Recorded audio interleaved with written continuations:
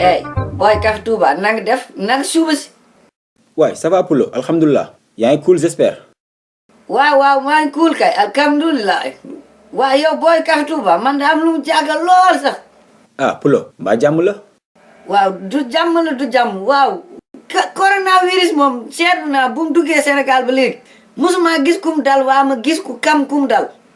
ah mais Poulo loolu sant yàlla la. waxal alhamdulilah te ñaan yàlla mu gaaw jeex ci réew mi rek. kon yow coronavirus musul dal koo xam. mukk si àdduna du mbokk du karit du kum kam wala mu ku kam kum kam. du yow yaa ngi nii danga doon ambila avant ngaa jaay Café Touba fu ne ngeen dugg te musuma laa dégg nga corona. Poulo xoolal waxal macha allah de. laalal bant kaar sa gatu gémmiñ. waxuma macha allah waxuma yaasha allah dëgg laa la wax noppiwum.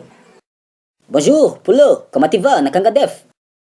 Bonjour, maa ngi si jàmm alhamdulilah. Poulo, tey bopp bu metti laa yeewoo foog ma naan ataaya. Vends-moi di warga, jaay ma warga. ataaya ngay jënd warga ak suukar naana ak pasti wala.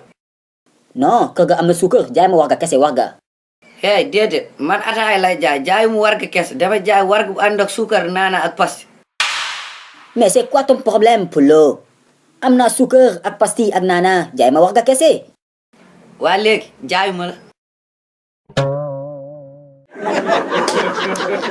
yow xam naa fi ngay jëndee beneen boutique bi ngay jëndee suukar naana ak pasti warga bi ngay wër foofu nga amul moo tax mu ñëw fii bëgg jënd fii warga bi yow bi mal koolee sa gàttaay la xam seytaane nga jaayu ma la demal ak si lex yi ngande yi yu duuf yi nga mel ni peole des am nga nekk si lex yi. Mais arrête, Poulo, tu commences à m'énerver là. Tu sais pas que man avocat là, hein? waaye dimbali ma mooy wax mu naan ma ay avocat mango xaw ma ferees nekkal policier wala président wala première dame. Poulo, t'as dépassé les limites. Tu vas faire face à la justice, toi. Tu vas voir de quel bois je me chauffe. waaye kam ngay wax may wax mu naan justice noppi la sa bopp bu gàtt bi demalee koŋ de. acc demal si yoon. Ok, attends-moi, j'arrive. Je vais te mettre en prison, toi.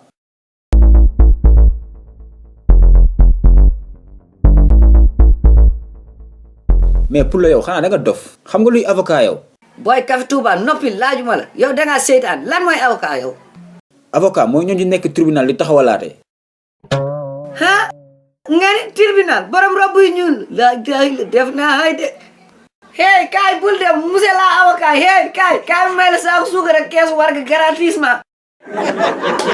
hey kaay bul dem monsieur la avocat hey kaay.